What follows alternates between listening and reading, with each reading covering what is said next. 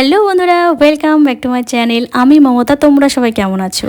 আশা রাখছি যে যেখানে আছো প্রত্যেকে ভীষণ ভীষণ ভালো আছো। অনেক দিনের ইচ্ছে, ছোটবেলার ইচ্ছে বলতে পারো, আমরা যাচ্ছি উল্টো রথে মায়াপুর। তো তোমরা সবাই ভিডিওটা দেখতে থাকো, তোমাদের ভীষণ ভীষণ ভালো লাগবে এটাই বলতে পারি। মায়াপুর পরিদর্শন করব, সেই ভিডিওটা তোমাদের সঙ্গে শেয়ার করবো। তোমাদের ভালো লাগবে না এটা কখনো হয় বলো? এদিকে মামি একটু ঢুকেছে পার্লারে সেভ করতে, আর পার্লারটা এত সুন্দর সাজানো গোছানো, আমার তো মন চাইছিল আমিও একটু কিছু করি, কিন্তু না, আমার সব কিছু রেডি। ওকে, তো যাই হোক, এদিকে দেখো মামির ভ্রু ফ্ল্যাগ করতে করতে কিন্তু আমি সারা পার্লারটা ঘুরে ঘুরে দেখলাম। আর তোমাদের দাদা ভাই আমাকে বলছিল তুমি কি এখানে আসবে নাকি, বলো না এখানে আসা যাবে না, অনেকটা দূর বলতে গেলে। এটা হচ্ছে তোমার এই ইস্কনের কাছাকাছি। যাই হোক, আমার বাবা তখনই ফোন করেছে, বলছে তোরা কোথায় গেছিস রে? আমি বললাম মায়াপুর এসেছি। আর মায়াপুর নামার সঙ্গে সঙ্গে আমার মনটা কিন্তু পুরো পরিবর্তন হয়ে গেছে। আমার আর কোনো দিকে মন নেই, শুধু আমার মন আছে আমি জগন্নাথ দেবকে কখন দর্শন করব। দেখো পুরো উড়ন্ত পাখির মতো ছুটে ছুটে দৌড়াচ্ছি। হ্যাঁ, সামনের ভাইগুলো দেখে আমাকে হাসছিল, কিন্তু ভাইগুলো বুঝতে পারলো না যে আমার মনের মধ্যে কি চলছে। তো যাই হোক, শুধুমাত্র একটুখানি হেসেছে, আর কিছু না। তো এখানে দেখো পদ্ম সরোবর কিন্তু আমি প্রথম দেখলাম, আমার ভীষণ ভালো লাগছে। এত সুন্দর সুন্দর পদ্মের কুড়ি এসেছে, কাল পরশু মোটামুটি ফুটে যাবে। তোমাদের দাদা বলছে তুমি কখন আগে দেখোনি? না গো, আমি আগে দেখিনি গো, এই প্রথম দেখলাম। তারপরে আমলকির গাছ, দেখো এখানে আমলকি গাছ অনেক আছে, আমি কি বলবো সামনাসামনি দেখিনি, আজকে প্রথম দেখলাম। আমি এই যে কথাগুলো বলছি যে আমলকি পদ্ম এই প্রথম দেখেছি, এটা শুনে তোমরা কেউ কিন্তু নেগেটিভ কমেন্ট করবে না, যেটা বাস্তব আমি সেটাই বলেছি। যেহেতু আমি গ্রামের একটা হাউস ওয়াইফ, অনেক কিছুই দেখিনি বলতে গেলে ছোটবেলার থেকে এই পর্যন্ত, সেটা এখন দেখছি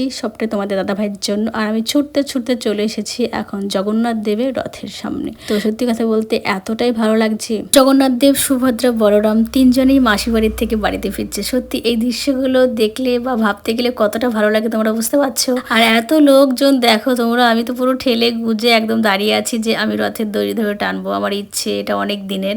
তো যাই হোক, এই দেখো আমরা জগন্নাথকে দর্শন করে নিলাম, পেছনের রথে আছে সুভদ্রার, বলরাম। তো সত্যি কথা বলতে আমার এতটাই ভালো লাগছে। তোমাদের কেমন লাগছে একটু কমেন্টে জানিও। আর মায়াপুর লোক হবে না তাই কখনো হয়? এত ভিড়, আমি ভাবছি যে কি জানি আমি রথের দড়ি ধরতে পারবো কি না। যেহেতু আমার ইচ্ছা আছে, কিন্তু আমার ছোট বাবু পারেনি, এইটাই হচ্ছে কষ্টের ব্যাপার। আমার বাবু আমার পেছনে ছিল দড়ি ধরবার জন্য, কিন্তু ও ধরতে পারিনি, আমি ধরেছি, আমাকেই ঠেলতে ঠেলতে নিয়ে গেছে। আর আমার বাবু পারে, ছোট বাচ্চা, বলছে মা আমার ভীষণ কষ্ট লেগেছে, আমি ধরতে পারিনি। আমি বাবুকে বলছিলাম তাহলে আমার সঙ্গে সঙ্গেই থাকতে, কিন্তু না, এত লোকের মধ্যে আমার বাবু ধরতে পারিনি, এই জন্য আমার মনটা ভীষণ খারাপ লেগেছে। আর আমার বড় বাবু তো চান্সই পাইনি, ও দূর থেকে দাঁড়িয়েছিল। ওই দেখো বাবুর মুখটা পুরো কালো কালো হয়ে গেছে, বলছে মা আমি ধরতে পারলাম না। বাবুকে বললাম কোনো ব্যাপার না, ঠিক আছে।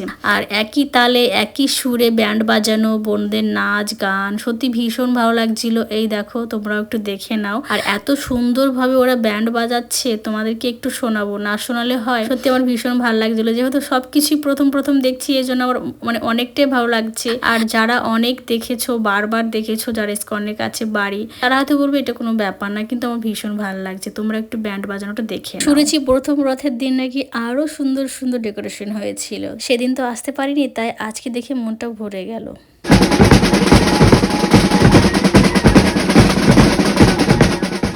শুনলে তো তোমরা সবাই কেমন লাগলো জানিও কমেন্ট করে, ঠিক আছে? যাই হোক, রথ দর্শন করার পরে পুরো ইস্কনটা ঘুরে ঘুরে দেখবো। আর আমার সাথে যেহেতু মামি, মামা, ভাইরা সবাই গেছে, তো ওরাও কিন্তু প্রথম মায়াপুরে পা রাখলো। তো ওদেরও অনেক ইচ্ছা আছে, অনেক কিছু দেখবে, কিন্তু এত লোকজন কি করে সবটা দেখবো সেটাই ভেবে আমি পার পাচ্ছি না। চলো এখন আমরা মায়াপুরটা ঘুরে ঘুরে দেখবো। তারপরে যে তোমাদের দাদা ভাই বলছে ব্যাগ টানার জন্য কি আমি এসছি, আমারও তো ইচ্ছে হয় একটু ঘুরবো, এই করবো, তো কি করবো, আমি না সত্যি একদম ক্লান্ত হয়ে গেছিল বলে সব ব্যাগগুলো তোমাদের দাদা ভাইকে দিয়েছি।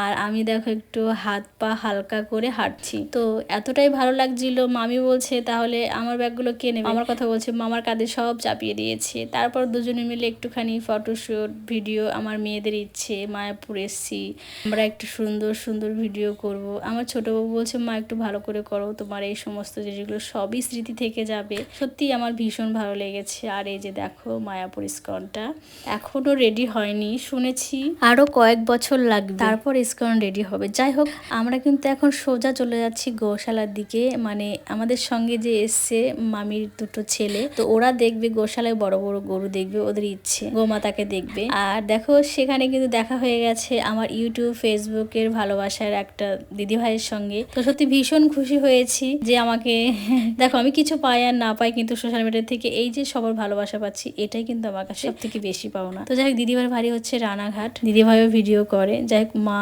ফ্যামিলির সঙ্গে সবার সঙ্গে ঘুরতে এসেছিল, তো কথা বলে আমার ভীষণ ভালো লেগেছে। আর দিদিভাই দেখতেও খুব সুন্দর মিষ্টি, কি বলবো, নামটা ঠিক আমি জানি না যে তোমাদেরকে বলবো। তারপর চলে এসেছি মামির জন্য একটু মানে গুপি ড্রেস দেখার জন্য। মামি অনেকদিন ধরেই বলছে যে আমি মায়াপুর গেলে একটা গুপি ড্রেস নেব। আমি এত বছর ধরে আসছি, আমি কখনো কিন্তু নিতে পারিনি, তার কারণ সেরকম সময় সুযোগ হয়ে ওঠেনি। কিন্তু এবার আমার বাবুদের জন্য নিতে হবে। আমার বাবুরা ইচ্ছে করছে গুপি ড্রেস পরবে, তো কি করব, বাবুর ইচ্ছে তো পূর্ণ করতেই হবে। আমার দুই বাবুই মানে গুপি ড্রেস পরতে ভীষণ ভালোবাসে, তো ওদের ইচ্ছেটা পূর্ণ করলেই আমার সব কমপ্লিট, মানে আমার ইচ্ছে পূর্ণ হয়ে যাবে। ওদের পাওনা, ওদের খুশিতেই কিন্তু আমি খুশি। আর মামিও একটা নেবে, মামির অনেকদিনই ইচ্ছে পূর্ণ হবে। আমি নেক্সট বার যখন আসবো তখন আমি একটা গুপি ড্রেস নিয়ে নেব। আর মাঝে মধ্যে ভাবি যে অত নিয়ে কি হবে, দুটো গুপি ড্রেস আছে, আমার দুই বাবুরা পরবে, আমিও সেই সাথে সাথে পরবো, ওদের পরার জিনিস আমি পরবো, খুবই ভালো লাগবে। তো যাই হোক, আমাদের কিন্তু গুপি ড্রেস নেওয়া হয়ে গেছে। এরই মধ্যে তোমাদের ভিডিওটা আমি দেখাতে পারলাম না কি কালারের গুপি ড্রেস নিলাম, কেমন নিলাম। অন্য কোনো ভিডিওতে আমি দেখাবো যে আমি কি ধরনের গুপি ড্রেস নিয়েছি, সেটা তোমাদের একদম ভিডিওর মধ্যেই দেখাবো। আশা রাখছি আমরা যে গুপি ড্রেসটা নিয়েছি এটা পরে নেক্সট বার আবারও মায়াপুর আসবো। তো সত্যি ভীষণ ভালো লাগছে। আমার বাবুরা বলছে মা আমার ভীষণ পছন্দ হয়েছে। আর আমরা গোশালার দিকে যাচ্ছি, মানে ভাইয়ের ভীষণ ইচ্ছে ছোট ভাইয়ের গোশালা দেখবে।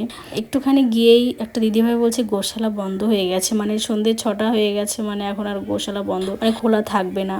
তো এই জন্য মনটা ভীষণ খারাপ লাগছিল, মামির মনটা খারাপ হয়ে গেছে। তোমাদের আমার ভিডিওটা কেমন লাগলো তোমরা সবাই একটু কমেন্টের মাধ্যমে জানি। সবকিছু দেখা হলো কিন্তু অব্রর ইচ্ছেটা পূর্ণ হলো না, এটা ভেবে খুবই খারাপ লাগছে। যাই হোক, ভিডিওটা আমার এই পর্যন্তই। চলো টাটা, বাই বাই।